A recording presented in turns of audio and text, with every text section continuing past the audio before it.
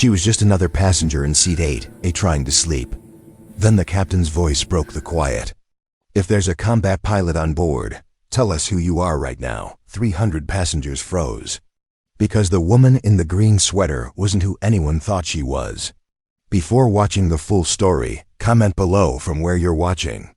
Also like and subscribe for more stories. Picture this. You're on a plane 35,000 feet above the Atlantic Ocean. The hum of engines, the dim cabin lights, passengers sleeping or watching movies. Just another normal flight from New York to London. Nothing unusual, nothing to worry about.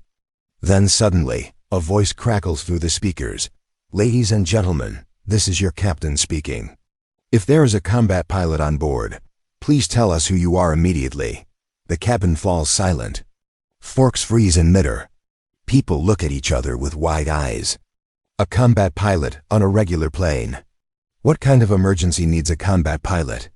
And in seat 8A, a woman in a green sweater wakes from her sleep, completely unaware that her carefully hidden past is about to be shown in front of 300 strangers. This isn't made up.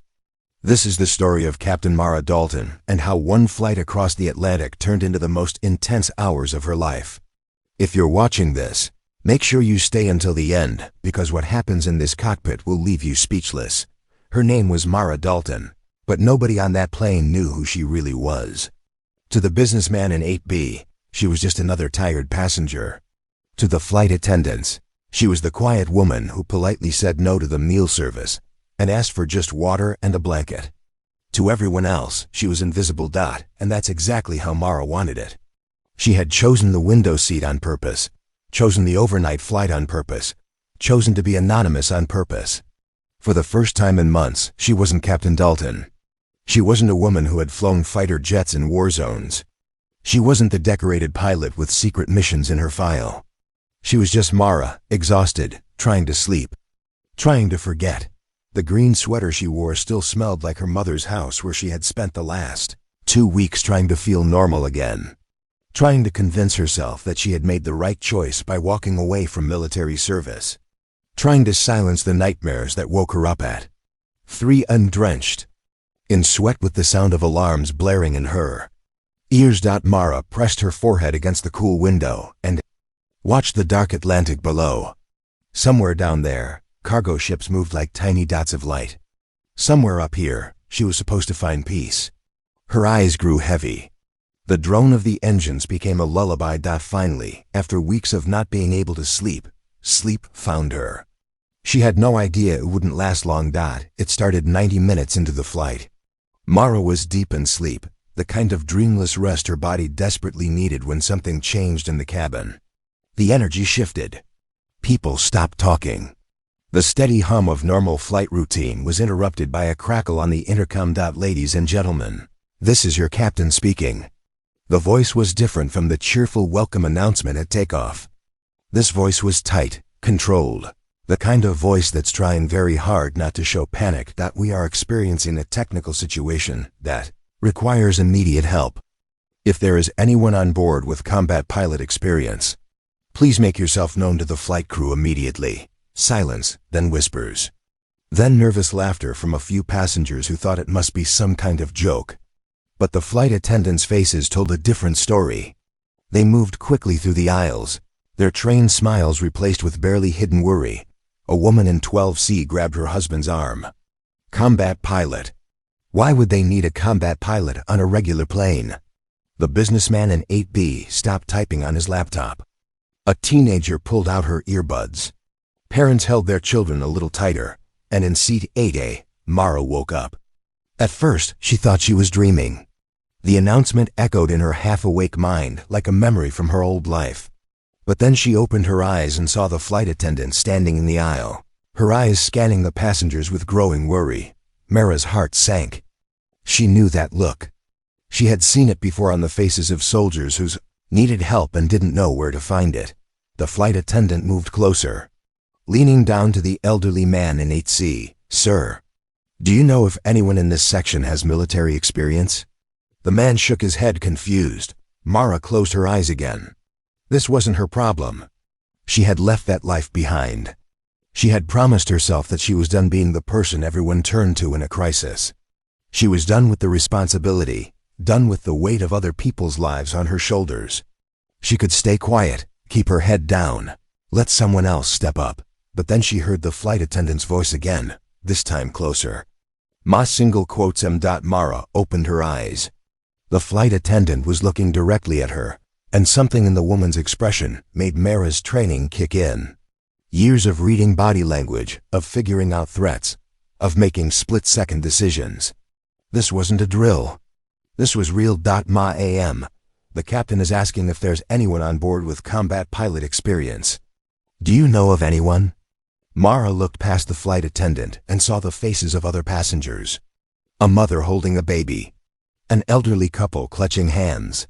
A young man who looked like he was on his way to his first job interview in London. All of them afraid. And in that moment, Mara realized something. She could walk away from the military. She could change her clothes, hide her past, and try to be normal. But she couldn't walk away from who she really was deep down. She took a breath. I'm a pilot, she said quietly. The flight attendant leaned closer. I'm sorry. Mara spoke louder this time, her voice carrying the authority she thought she had buried. I'm a combat pilot. United States Air Force. I flew F-16S. The cabin erupted in whispers. Heads turned. The businessman in 8B stared at her like she had just revealed she was a secret agent. The elderly man in 8C grabbed her arm and said, "Thank God." The flight attendant's face flooded with relief. "Please come with me immediately." Mara unbuckled her seatbelt and stood up. Every eye in that section of the plane watched her walk toward the front of the aircraft. Her green sweater, her tired face, her ordinary appearance suddenly seemed like a disguise that had been ripped away. She wasn't just Mara anymore. She was Captain Dalton, and she was about to find out why a flight across the Atlantic needed a combat pilot. The cockpit door opened and Mara stepped into a world she thought she'd left behind. The captain and first officer were both in their seats, but their body language screamed trouble. The captain's knuckles were white on the controls. The first officer was pale, sweat beading on his forehead, and the dashboard in front of them looked like a Christmas tree of warning lights. Red, yellow, flashing, beeping. The captain glanced back at her, and Mara saw something in his eyes she recognized immediately. The look of someone who was out of their depth and knew it. "You're the combat pilot?" he asked. "Yes, sir." Captain Mara Dalton, U.S. Air Force, retired. She moved closer to get a better look at the instruments. "What's the situation?" The captain let out a sharp breath. "We've lost partial control of our flight systems. Autopilot failed 20 minutes ago. We're on manual now, but that's not the worst part." He pointed to the radar screen. Mara's blood ran cold. There was another aircraft on the screen. Close, too close. Flying information with them in a way that no commercial pilot would ever attempt. "How long has it been there?" Mara asked. 15 minutes. It appeared out of nowhere. No transponder signal, no radio contact. "It's been shadowing us, matching our speed, our altitude. Every time we try to change course, it adjusts with us." Mara studied the radar. The blip was positioned just off their right wing in what military pilots would call an aggressive intercept position. This wasn't some lost private plane. This was deliberate. "Have you contacted air traffic control?" she asked. Double quotes, "Yes. They don't have it on their radar. They think it's a system problem on our end." The captain's voice cracked slightly, "But I can see it. We can all see it. It's real." The first officer spoke up, his voice shaky. "There's something else. Our navigation system started receiving coordinates we didn't input. Someone's trying to override our flight path." Mara felt her training take over. That cold calm that came from years of dealing with crisis situations. "Show me." The first officer pulled up the navigation display. Sure enough, there was a new flight path programmed into the system. One that would take them far off their scheduled route over a remote section of the Atlantic where radar coverage was thin. "Who has access to override your systems remotely?"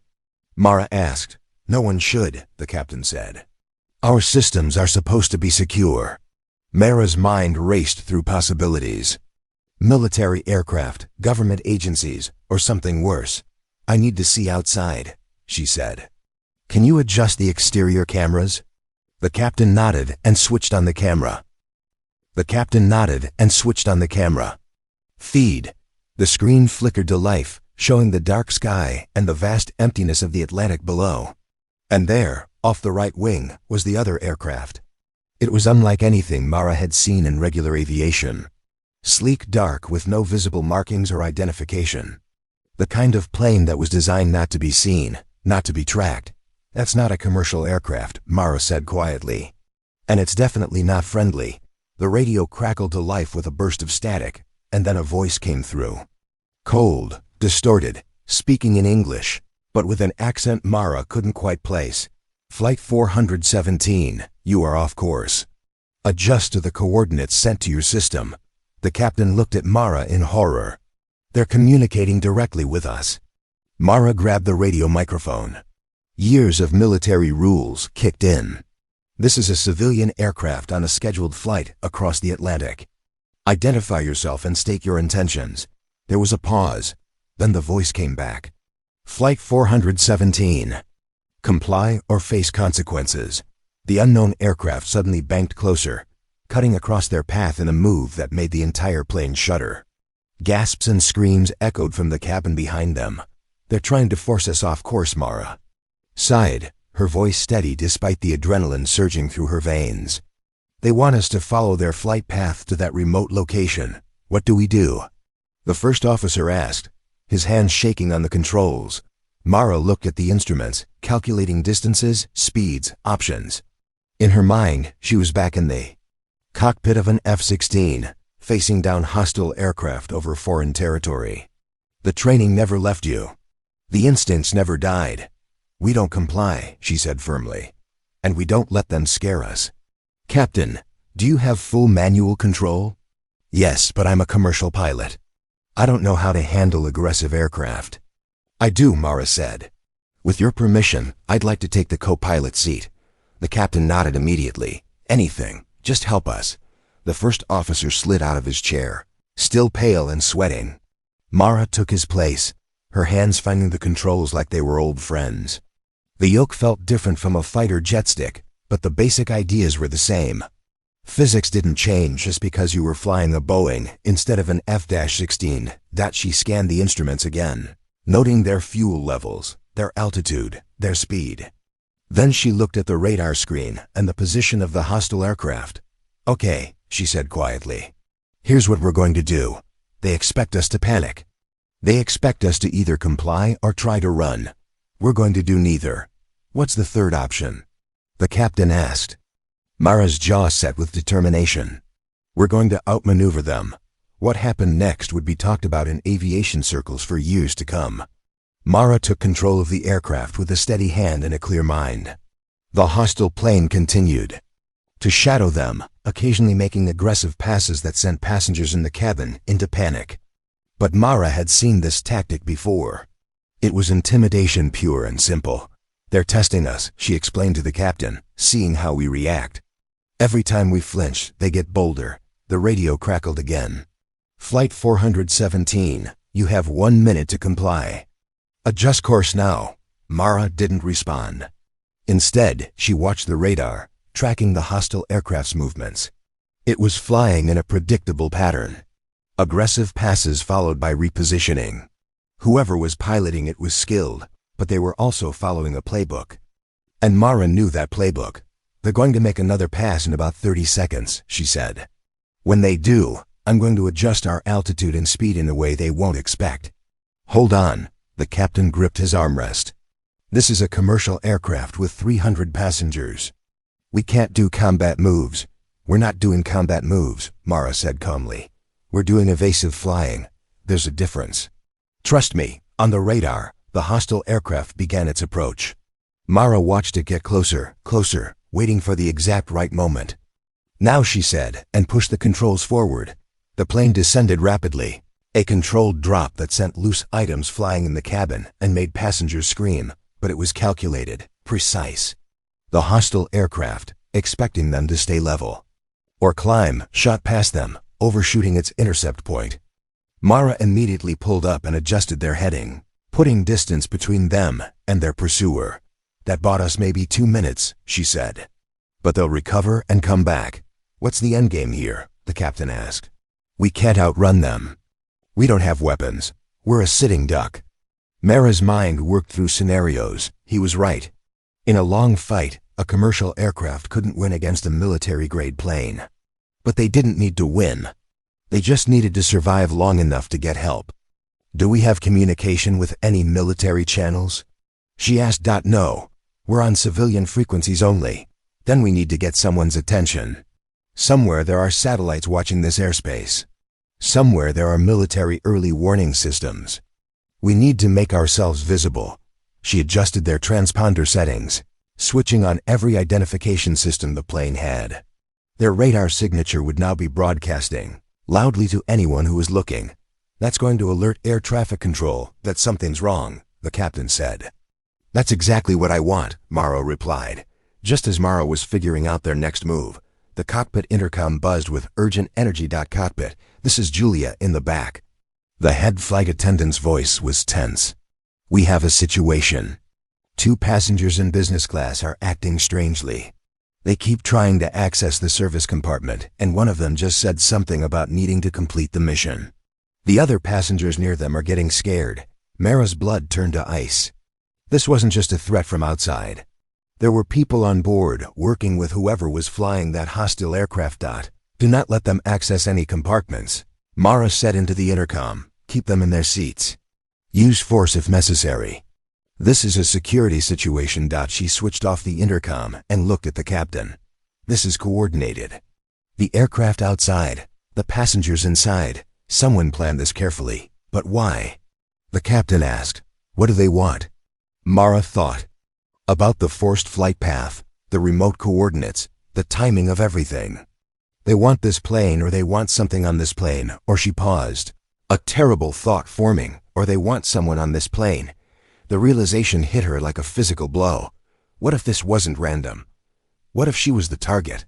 Mara had enemies.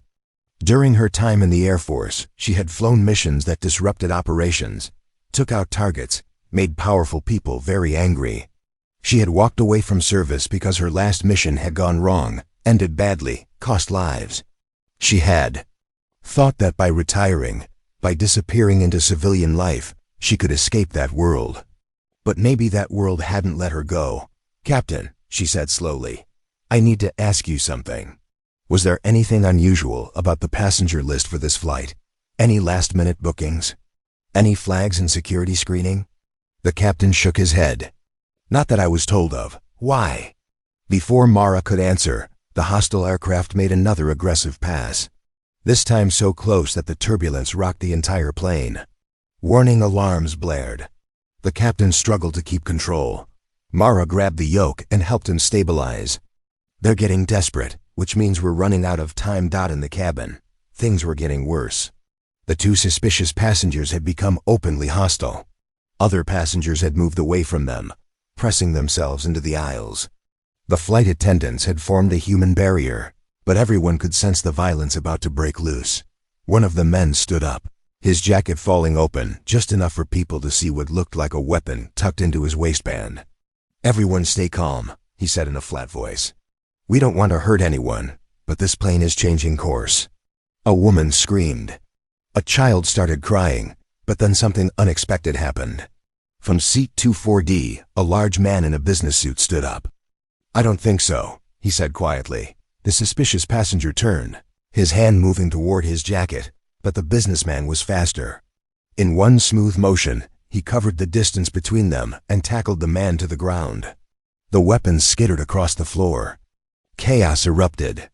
The second suspicious passenger tried to run toward the cockpit, but passengers blocked his way. A retired police officer in 18B grabbed him. Within seconds, both threats were stopped by ordinary people who refused to be victims. In the cockpit, Mara heard the commotion through the door. They've got them, the captain said, listening to updates from the cabin crew. The passengers stopped them. Mara felt a surge of pride. In a crisis, people showed their true character. These weren't trained soldiers. They were regular people, businessmen, tourists, families who had found courage when it mattered most. But the threat outside remained. The hostile aircraft was still there, circling, Waiting. And then the radio crackled again, but this time the voice was different. Not distorted, clear. Speaking with an accent. Mara suddenly recognized Captain Dalton, the voice said. I know you're on that plane. I know you're in that cockpit. This ends when you comply. The captain stared at her. They know your name. Mara closed her eyes briefly. I know that voice, she said quietly. His name is Victor Clav.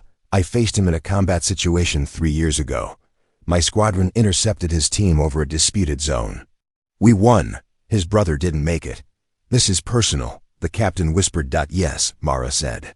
He's been hunting me. And I led him right to 300 innocent people. The guilt threatened to overwhelm her, but she pushed it down. There would be time for guilt later. Right now, she had to think. Victor, she said into the radio, using his name deliberately. You want me? Fine. But these people have nothing to do with our past. Let them go. Victor's laugh came through the speakers. You think I'm here for revenge? No, Captain. I'm here to prove a point. You took everything from me. Now I'm taking everything from you. Mara's mind worked through the possibilities at lightning speed. Victor had the advantage. He had a military aircraft, weapons, and position, but he also had limitations. This was international airspace, heavily watched.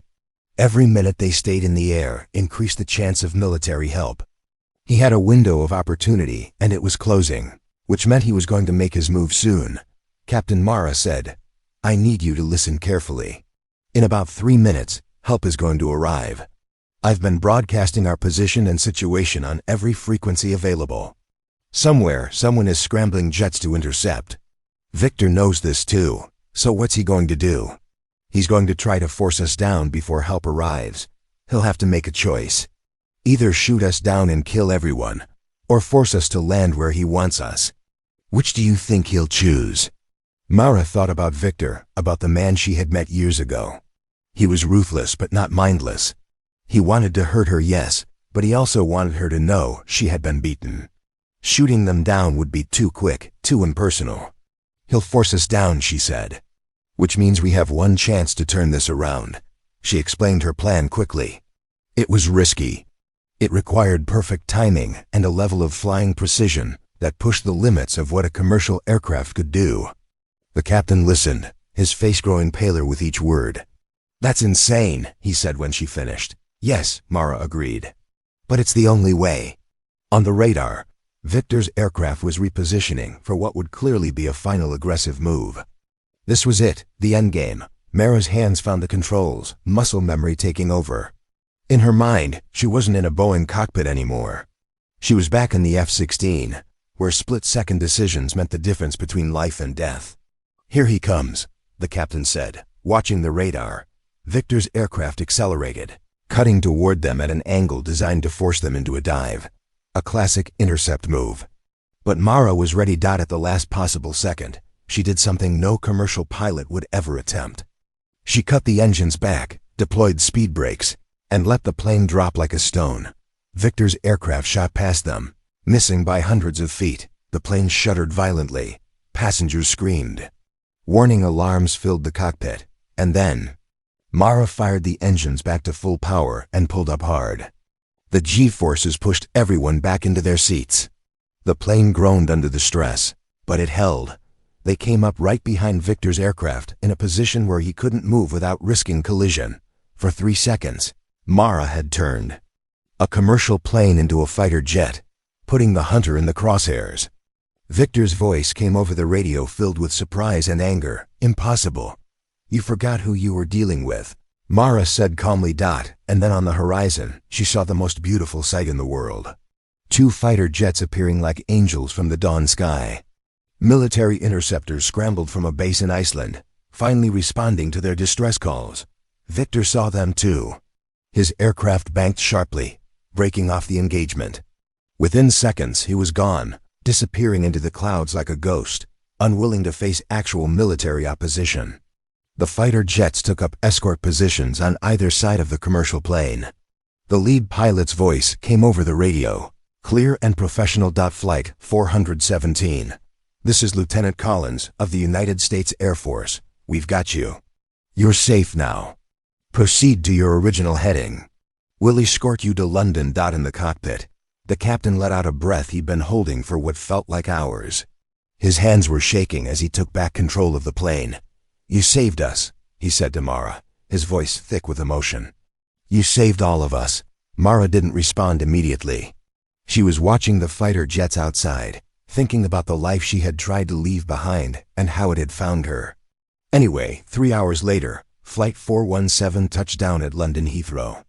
Emergency vehicles lined the runway. Security personnel swarmed the plane as soon as it came to a stop. The 2 hostile passengers were taken into custody immediately. Statements were taken from crew and witnesses, and in the middle of it all was Mara, still wearing her green sweater, still looking like an ordinary passenger who had just happened to save everyone's lives. The passengers wanted to thank her. They lined up, shaking her hand, hugging her, some crying with relief. The mother with the baby held her child up to Mara and said, "You gave her a future." The businessman from 8B, who had helped stop the hostile passengers, clapped her on the shoulder. "You're a hero," he said simply. But Mara didn't feel like a hero. She felt tired. She felt exposed. She felt like the life she had tried to build was now gone.